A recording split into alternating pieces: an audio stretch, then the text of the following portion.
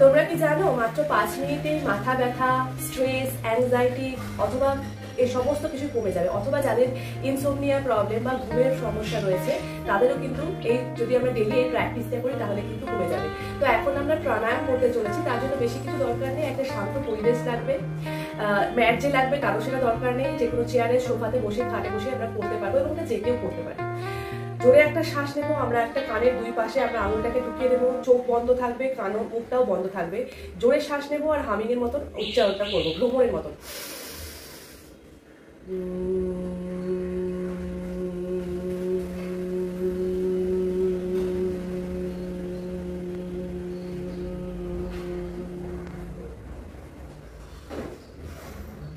এই উচ্চারণটা আমাদেরকে 3 বার করতে হবে, এক নিঃশ্বাসে করব। যদি আমরা ডেইলি এটা প্র্যাকটিস করি ডেফিনেটলি আমরা সমস্ত রকমের অ্যাংজাইটি, ডিপ্রেশন এবং অনিদ্রা থেকে বেরিয়ে আসতে পারবো।